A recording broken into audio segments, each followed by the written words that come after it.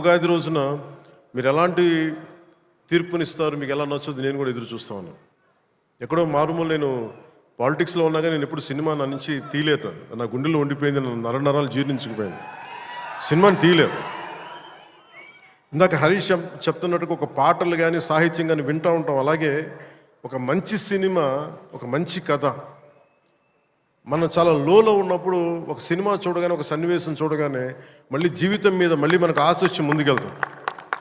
చాలాసార్లు ఎన్ని ఇబ్బందులున్నా ఓటములు తట్టుకుని ఒకసారి సినిమా అనేది మనకి అబ్రాడ్లాగా పార్కులు ఉండవు, మనకి చిన్న చిన్న ఇళ్ల మధ్యలో ఉంటాం, రోడ్ల మీద నడవడానికి సరైన పేవ్మెంట్స్ ఉండవు. అన్ని ఇబ్బందుల మధ్యలో కూడా భారతదేశంలో, ఎస్పెషల్లీ దక్షిణ భారతంలో సినిమా చాలా కీలకమైంది. సినిమా అనేది లేకపోతే ఎంత క్రైమ్ పెరిగిపోతే మనం ఊహించలేం. ఒకసారి బెంగళూరులో రాజ్ కుమార్ గారిని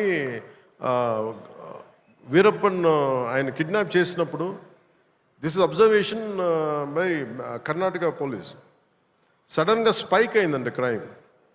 సినిమాలన్నీ 100 రోజులు నేను పైన బంద్ చేసేటప్పటికి. మీరు సినిమాల్లో నిజంగా కొన్ని ఇబ్బందులు ఉంటాయి, ఒకసారి మరి ఎక్కువ మంది గుమిగూడవచ్చు, ఇవన్నీ ఉంటాయి. కానీ సినిమాని తెలుగు ప్రేక్షకుల నుంచి కానీ భారతదేశం నుంచి కానీ తీయలేము. Entertainment is the soul of this nation. అది మన సంస్కృతి తాలూకు మూలాలు ఇవన్నీ. అందుకని ఈ సినిమాని తీసేయలేము మన జీవితాల్లో నుంచి. అలాగే నాకు ఎప్పుడు ఏ హీరో విజయం మీద నాకు ఎప్పుడు ఇన్సెక్యూరిటీ ఉండదు. అందరూ బాగుండాలని కోరుకుంటాను. సర్వే జనం సుఖినో బాగుందంటే నేను ఒక్కడనే బాగుండాలి, మిగతా వాళ్ళు పోవాలి మనం కాదు, అందరూ బాగుండాలని కోరుకుంటాను. అలాగే నేను చాలా పర్యాలు చెప్తూ ఉంటాను. ఇప్పుడు ఉదాహరణకి నేను టుడే ఈ మన ఏపీ గవర్నమెంట్కి సంబంధించి టికెట్స్ ఇవన్నీ అడుగుతూ ఉంటే నేను అది ఒకటి అనుకుంటాను. First of all ticket hikes ఇవన్నీ ఏంటి? ఇట్ ఈస్ అబౌట్ ఎవరిని ఎక్స్ప్లాయిట్ చేయటం కాదు కదా.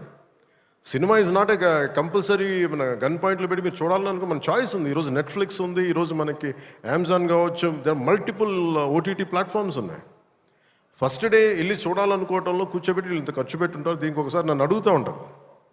నా సినిమాలకి నేను ఇంకా తక్కువ రేట్లు ఇచ్చుకున్నాను, కానీ మిగతా హీరోల సినిమాలకి నేను ఎక్కువ రేట్లు ఇచ్చిన చెప్పి తెలియజేసాను. నా దగ్గరికి వస్తారు, అస్సలు నాకు సంబంధం లేదు, నేను ఏదైనా ఉంటే నేను ఒకటే అడుగుతాను. ఆంధ్రప్రదేశ్కి ఏదైనా సినిమాలు వచ్చి మిగతా హీరోలు నిర్మాతలు వచ్చినప్పుడు నేను ఒకటే అడుగుతాను, మీరెవ్వరూని దేహి అనకండి దయచేసి. మీరు దేహి అంటూ నాకు మీరు ఎంత కష్టపడి తీస్తారో నాకు తెలుసు. పైగా మీరు పెంచిన ప్రతి రూపాయిలో యు పే 18% జిఎస్టీకి వెళ్తుంది.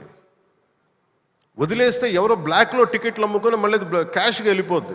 అది గవర్నమెంట్కి రెవెన్యూ కాదు, ఎవరికి. అందుకని చెప్పి దీన్ని బేస్ చేసుకొని నేను ఆంధ్రప్రదేశ్కి ప్రత్యేకించి, అది ప్రభుత్వం ఎన్డీఏ ప్రభుత్వం కాబట్టి నేను మనస్ఫూర్తిగా ఇర్రెస్పెక్ట్ ఆఫ్ హీరో, పుష్ప కావచ్చు, లేదంటే మన జూనియర్ ఎన్టీఆర్ గారు కావచ్చు, మహేష్ గారిది కావచ్చు. మహేష్ గారు వచ్చిన రిలీజ్ అయిందో తెలియదు కానీ నాకు ఈ మధ్యకాలంలో ఏ సినిమా వచ్చినా కానీ, ఇంక్లూడింగ్ కల్కి ప్రభాస్ గారి కావచ్చు, ఇంక్లూడింగ్ మన కాంతారా కూడా, కర్ణాటకలో తెలుగు సినిమా పోస్టర్లు కూడా పడకూడదు అని అన్నా కానీ నేను కాంతారాకి ఆ వివక్ష చూపించలేదు. అదే మన భారతదేశపు సినిమా, అది ఎక్కడైనా ఆడాలి. ఇది ఇది ఇది మన ఒక్కరిది కాదు, ఇది మన అందరం బాగుండాలని కోరుకుంటాం. సో అలాంటిది ఈ సినిమా, ఈ కలెక్షన్స్ ఇవన్నీ ఏంటంటే నాకు ఆ పిచ్చి లేదు. నాకు నా సినిమా పిచ్చి కలెక్షన్ ఏముంటుంది, దాన్ని అన్నిటిని దాటి అలా ఏముండదు. ఏంటంటే సినిమా బాగుంటే ప్రేక్షకులే 10 సార్లు చూస్తారు, 100 సార్లు చూస్తారు. మన చేతిలో ఉన్నది పని చేయడం. సో తెలుగు సినిమా అనేది ఇర్రెస్పెక్టివ్, మనం ఈ ఫ్యాన్ వార్డ్స్ ఇవన్నీ చూస్తూ ఉంటాను. నాకు చాలా మీరందరూ ఏకాభిప్రాయం అంటే మీకు ఒక డెఫినెట్గా ఇంకొక హీరో మనకి ఇష్టం, అది చూడాలి. కానీ అబ్యూజివ్గా ఉండిపోవటం, ఆన్లైన్ వార్డ్స్ అబ్యూజివ్గా అయిపోవటం, ఇది ఒక రైట్ వాతావరణం అనిపించదు నాకు. నేను పర్సనల్గా చెప్తాను కదా, మీ బీయింగ్ ఏ హీరో నేను చెప్తాను కదా, అందరి హీరోల అభిమానులు నేను చాలా గౌరవిస్తాను. ఎందుకంటే నాకు ఏ హీరోతో నాకు విభేదాలు లేవు. నాకు ఏ హీరో సాధించిన విజయం మీద నాకు చిన్నపట్ల ఇది కూడా ఉండదు. నాకు అందరూ బాగుండాలి, మనస్ఫూర్తిగా మీరు విజయం సాధించాలి. ఎందుకంటే నేను ఒక్కడిని అన్ని సినిమాలు చాలా ఈరోజు కాదు, అనేక సందర్భాల్లో చెప్పాను. నేను చేస్తే చేసే సంవత్సరానికి ఒక సినిమాలో 2 సినిమాలు చేస్తాను, నిజంగా హీరోగా ఫుల్ ఫ్లెడ్జ్డ్ ఉన్నా కానీ. ఇప్పుడు ఆ పరిస్థితి కూడా లేదు. అలాంటిది ఇన్ని థియేటర్లు, ఇంత ఇన్వెస్ట్మెంట్ రావాలి అంటే 100 సినిమాలు వస్తే తప్ప నిజంగా అక్కడ థియేటర్లు పోషింపలేదు. దాని తద్వారా ఉపాధి ఉంటుంది అందరికీ. అందుకని సినిమాలు బాగుండాలి, అందరూ చూడాలని కోరుకుంటాను తప్ప దాంట్లో మన సినిమా కూడా ఆడాలని నేను కోరుకుంటాను. ఒక హీరోగా నా ఒక ధర్మం, నా ప్రొడ్యూసర్స్ బాగుండాలని కోరుకుంటాను. నా సినిమాకి నేను చాలా లో టైంలో ఉన్నప్పుడు భీమ్లా నాయక్ అనే సినిమాకి మీరు నిలబడిన విధానం నేను మర్చిపోలేను నా అభిమానులకి. ఒకసారి అనుకుంటా, నేను మీరు కనుక లేకపోతే పవన్ కళ్యాణ్ అనేవాడు లేడు. ఒకసారి నాకు సభకు వచ్చే వరకు నేను ఏం మాట్లాడాలో నాకే పెద్ద అవగాహన ఏమి ఉండదు. కానీ మిమ్మల్ని చూశాక ఒకటే చెప్పాలనిపిస్తుంది, మీ నుంచి నాకు 2 గుండెల దూరం అంతే. నా గుండె నుంచి మీకు ఎంత దూరం అంతే, అంతకుమించి మనందరి మధ్య 2 గుండెల దూరం అంతే. I love you.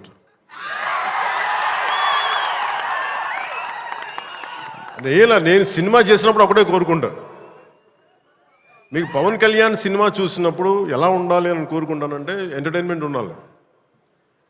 ఆర్ట్ సినిమాలో ఉండకూడదు, కొంచెం ఎంటర్టైన్మెంట్ ఉండాలి, చిన్న ఉత్సాహం రావాలి, చిన్నపాటి సామాజిక అవగాహన స్పృహ ఉండాలి, దేశం మీద చిన్నపాటి భక్తి ఉండాలి, భక్తి పెంపొందించేలా ఉండాలి. ఇవన్నీ ఒక కలెక్టివ్ థాట్ అన్నీ సరైన కమర్షియల్ మీటర్లో దొరికితే ఎలా ఉంటుందో ఈ సినిమా హరీష్ శంకర్ నిర్దేశకత్వంలో, ఆయన దర్శకత్వంలో నేను ఏమైతే ఇలా ఉంటే బాగుంటుందని కోరుకుంటానో అవన్నీ చాలా పొందిగ్గా ఒక భగవంతుడికి ఒక మాల్లా కూర్చాడు. ప్రేక్షకులుగా ఆ మాల వేయడానికి సిద్ధంగా ఉన్నాను హరీష్ శంకర్. మీరు this film will definitely I think entertain you. అంటే నాకేంటంటే డికేడ్స్ నుంచి, లాస్ట్ 2.5 డికేడ్స్ నుంచి నాకు ఏ సినిమా చెప్పుకోవడం నాకు తెలియదు. తొలి ప్రేమ కూడా ఆడినప్పుడు, నా ఫస్ట్ సినిమా ఆడినప్పుడు కూడా, అంటే మేబీ నా 3rd, 4th సినిమా, నాకు తెలియదు అది ఎంత హిట్ అయిందని కూడా తెలియదు. అలాగే మనం ఓజీ హిట్ అయినప్పుడు కూడా నాకు తెలియదు. అంటే నాకేమనుకుంటానంటే మన పని అయిపోయింది కదా, మీరు చొక్కాలు చించుకుంటారా, థియేటర్లో ఏం చేస్తారో నాకు తెలియదు నాకు.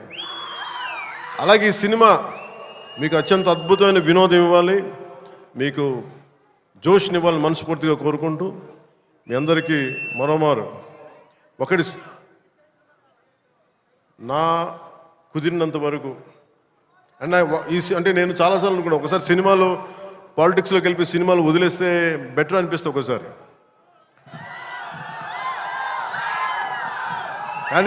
కానీ ఏమనిపిస్తుంది అంటే దానికి రీజన్ ఏంటంటే, కనీసం నన్ను చాలామంది మాట్లాడుతూ ఉంటారు, కొంతమంది నేనంటే పడని రాజకీయాలు ఉండే వ్యక్తులు కొంతమంది.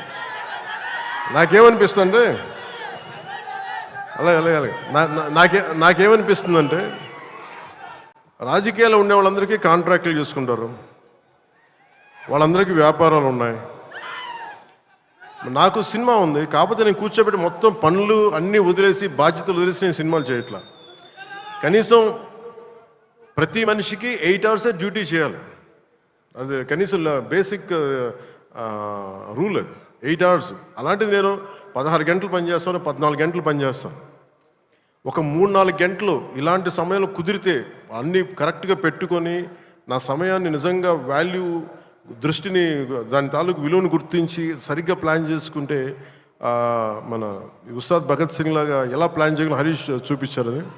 సో నాకు దాన్ని బట్టి సినిమాలో మనం చేయొచ్చని ఒక చిన్నపాటి ఆశ అయితే కలిగింది. అంటే ఆశ కంటే కూడా చెప్పాలంటే ఒక ధైర్యం వచ్చింది. సో నెక్స్ట్ టైం ఎవరన్నా సినిమా చేయాలి నా దగ్గరికి వచ్చినప్పుడు హరీష్ శంకర్ గారికి, మైత్రి మూవీస్కి నేను పంపిస్తాను. వాళ్ళు ఎలా ప్లాన్ చేశారు, ఎలా అత్యంత తక్కువ టైంలో, అంటే నేను వాళ్ళకి అర్థమయ్యేది కాదు. ఎప్పుడు నేను ఆంధ్రాలో ఉన్నాను, ఎప్పుడు ఇక్కడ ఉన్నాను అర్థమయ్యేది కాదు ఎవరికి. ఎందుకంటే నేను కరెక్ట్గా అక్కడికి వెళ్ళి 8 గంటలు పనిచేసేవాడిని, 9 గంటలు ఉండేవాడిని, ఒకసారి 12 గంటలు ఉండేవాడిని, వచ్చి నైట్ అంతా కూర్చొని 2 దాకా చేసేవాడిని ఇక్కడ. ఇవన్నీ చేయగలిగానంటే ఇది బేసికలీ నా కాలం తాలూకు విలువను అర్థం చేసుకొని దాన్ని ముందుకు తీసుకెళ్ళినందుకు మనస్ఫూర్తిగా నిర్మాతలు రవి గారికి, నవీన్ గారికి, ప్రతి ఒక్కరికి నా ధన్యవాదాలు తెలుపుకుంటాను. ఇది మీరు ఇచ్చిన ఈ జోష్ కానీ ఈ అవకాశం కానీ మర్చిపోలేను. మీరు అలాగే విదేశాల్లో ఉన్న తెలుగు ప్రేక్షకులు